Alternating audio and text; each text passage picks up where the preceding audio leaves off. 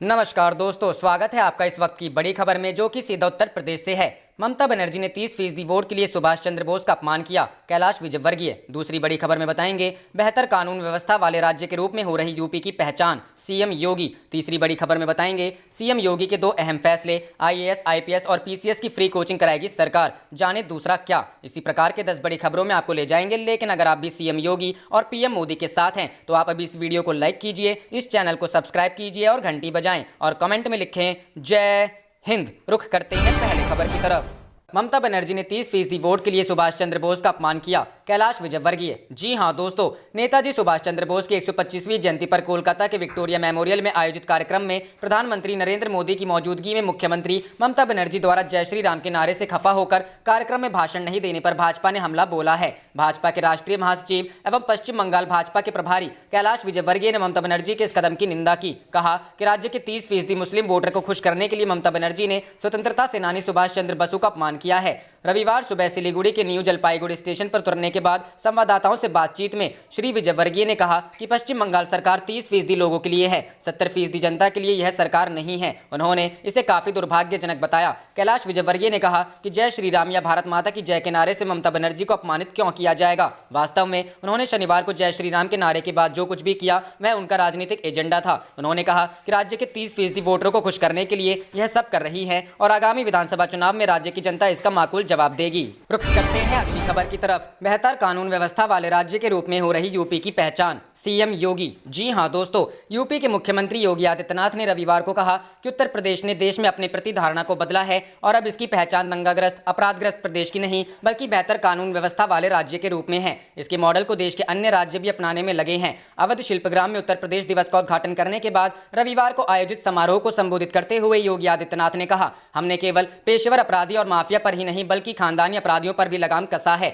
जिससे निवेश की संभावना बढ़ी है। यूपी स्थापना दिवस के 4th संस्करण पर शुभकामनाएं देते हुए योगी ने कहा कि भारत की संस्कृति और गौरवशाली परंपरा पर गर्व की अनुभूति होती है। उत्तर प्रदेश देश का हृदय स्थल कहलाता है और भारत की संस्कृति, सभ्यता और स्वाधीनता आंदोलन का केंद्र बिंदु भी रहा है। उन्होंने कहा कि अगर समाज के जिम्मेदार लोगों में अपनी परंपरा और संस्कृति को आगे बढ़ाने का भाव नहीं होता है तो समाज दिग्भ्रम की स्थिति में रहता है और इसी स्थिति ने प्रदेश को 70 वर्षों में भटकाव की दिशा में पहुंचा दिया। यूपी दिवस के आयोजन की कहानी बताते हुए योगी ने कहा, 2017 में जब यहां भारतीय जनता पार्टी की सरकार बनी तो तत्कालीन राज्यपाल ने हम लोगों के सामने एक प्रस्ताव रखा कि देश के अधिकांश राज्य अपना स्थापना दिवस मनाते हैं और कार्यक्रम के साथ अपनी योजनाओं को आगे लाकर नई पीढ़ी के लिए एक अवसर प्रस्तुत करते हैं। योगी ने कहा, जब मैंने कैबिनेट के सामने उत्तर प्रदेश दिवस मनाने का प्रस्ताव रखा तो सहर्ष समिति मिली और यह आयोजन शुरू हुआ। तभी एक जिला एक उत्पाद की अभिनव योजना की भी शुरुआत हुई। ओडीओपी देश की सबसे लोकप्रिय योजनाओं में एक है और आत्मनिर्भर भारत का जज्बा रखने वाली इस योजना के साथ प्रारंभ हुए उत्तर प्रदेश दिवस को प्रधानमंत्री ने भी सराहा।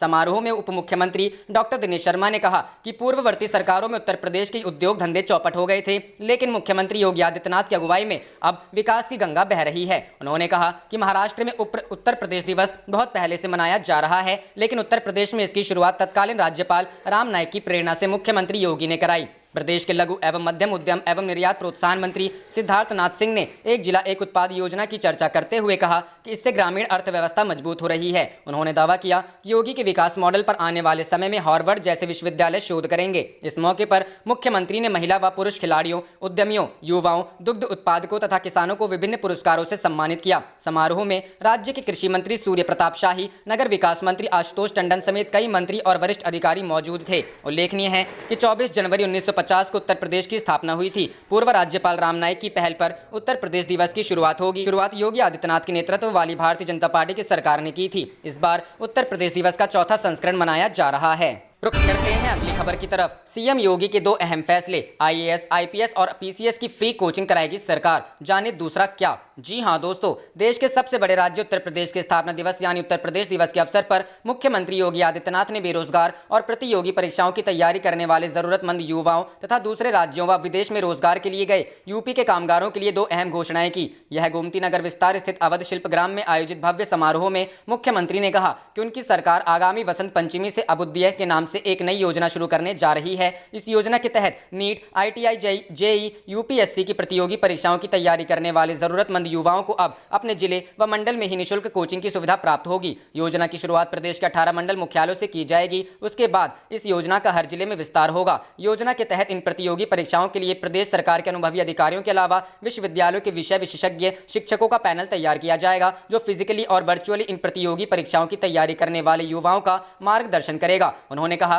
कि अब प्रदेश के युवाओं को राजस्थान के कोटा जाकर कोचिंग करने की जरूरत नहीं पड़ेगी। इसी क्रम में उन्होंने एक और घोषणा करते हुए कहा कि प्रदेश का कोई भी श्रमिक या कामगार अगर किसी अन्य प्रदेश या विदेश में रोजगार करने जाता है और अगर उसने उत्तर प्रदेश सरकार के पोर्टल पर अपना पंजीकरण करवा रखा है तो आपदा के समय उसे हर तरह की सामाजिक व आर्थिक सुरक्षा प्रदेश सरकार प्रदान करेगी। उत्तर प्रदेश का नाम देश और विदेश में ऊंचा करने वाली विभूतियों के लिए उन्होंने उत्तर प्रदेश गौरव सम्मान दिए जाने की घोषणा करते हुए कहा कि इस सम्मान के लिए चयन राज्य के मुख्य सचिव द्वारा किया जाएगा। इसी साल राज्यपाल के हाथों प्रदेश की विभूतियों का यह सम्मान दिलवाकर इसकी शुरुआत करवाई जाएगी। मुख्यमंत्री ने अपनी सरकार की एक अन्य योजना का जिक्र करते हुए कहा कि प्रदेश के 18 मंडल मुख्यालयों पर अटल आवासीय विद्यालयों की शुरुआत की जा रही है, जिनमें निराश्रित व जरूरत बालक बालिकाएं रहकर पढ़ाई कर सकेंगे। उन्होंने कहा कि इन अटल आवासीय विद्यालयों में शैक्षिक सत्र की शुरुआत इसी बार से कर दी जाएगी। इस समारोह में खेल विभाग की ओर से रानी लक्ष्मीबाई व लक्ष्मण पुरस्कार से प्रतिभावान खिलाड़ियों को, दुग्ध विकास विभाग की ओर से गोकुल व नंद बाबा पुरस्कार, युवा कल्याण विभाग की ओर युवक मंडल दल व महिला मंगल पुरस्कार, कृषि विभाग की ओर से कृषक पुरस्कार मुख्यमंत्री के हाथों प्रदान किए गए।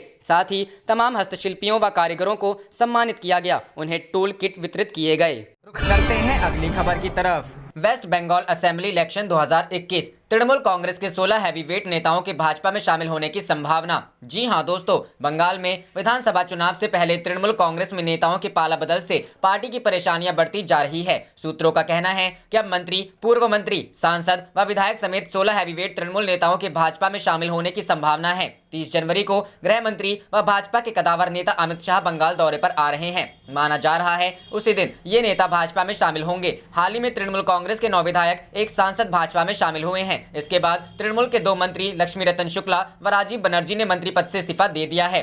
तृणमूल के पूर्व मंत्री व कदावर नेता शुभेंदु अधिकारी 19 दिसंबर को शाह की मौजूदगी में अपने 6 विधायकों के साथ भाजपा शामिल हुए हैं। इसके अलावा तृणमूल के 2 और विधायक मिहिर गोस्वामी, अरिंदम भट्टाचार्य ने हाल ही में भगवा झंडा थाम लिया है। सूत्रों का कहना है कि अब मंत्री, पूर्व मंत्री, सांसद व विधायक समेत 16 हैवीवेट तृणमूल नेताओं के भाजपा में शामिल होने की संभावना है। 30 जनवरी को अमित शाह बंगाल दौरे पर आ रहे हैं। माना जा रहा है कि शाह की सभा ये नेता भाजपा में शामिल होंगे। इस सूची में पूर्व मंत्री राजीव बनर्जी, मंत्री साधन पांडे, पूर्व मंत्री लक्ष्मी रतन शुक्ला, सांसद शिशिर अधिकारी, सांसद दिव्येंदु अधिकारी, सांसद CM जटुआ, सांसद प्रतिमा मंडल, सांसद आफरीन अली, राज्यसभा सदस्य अबीर विश्वास, विधायक जितेंद्र तिवारी, विधायक वैशाली डालमिया, विधायक विश्वनाथ पडियाल, विधायक दीपक अधिकारी, विधायक दीपक हल्दर, विधायक उदयन गुहा व विधायक प्रबीर घोषाल का नाम शामिल है।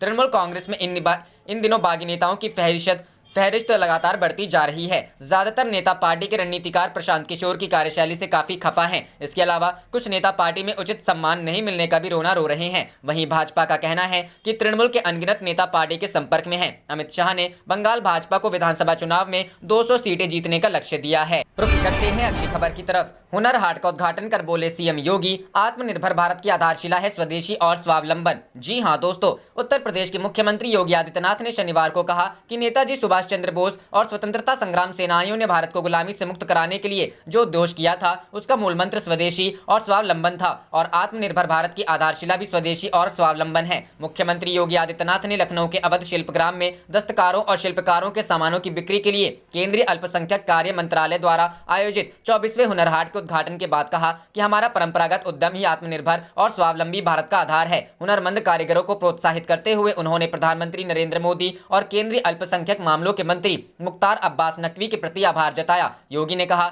हम प्रधानमंत्री मोदी के आत्मनिर्भर भारत के संकल्पों को जरूर पूरा करेंगे। उन्होंने कहा कि इस बार का हुनर हाट इसलिए महत्वपूर्ण है क्योंकि इसमें ODOP, एक जिला एक उत्पाद को जोड़ा गया है। मुख्यमंत्री ने ODOP की चर्चा करते हुए कहा कि इस अभिनव योजना ने उत्तर प्रदेश की निर्यात क्षमता को बढ़ाया है। जिलों के प्रमुख उत्पादों का जिक्र करते हुए मुख्यमंत्री ने कहा कि पूर्ववर्ती सरकारों में हुनरमंदों को ऐसे मंच न मिलने से उत्तर प्रदेश पिछड़ता गया, लेकिन पिछले 3 वर्षों में उत्तर प्रदेश ने लंबी छलांग लगाई है और प्रति व्यक्ति आमदनी बढ़ी है। फिर भी हमें एक लंबा फासला तय करना है और यह फासला तय करने में ODOP योजना महत्वपूर्ण भूमिका निभा रहा है। मुख्यमंत्री ने कहा कि केंद्रीय अल्पसंख्यक कार्य मंत्रालय और ODOP में दस्तकारी को मान्यता दिलाने का कार्य किया है और ऐसे ही प्रोत्साहन से ताकत बढ़ती है।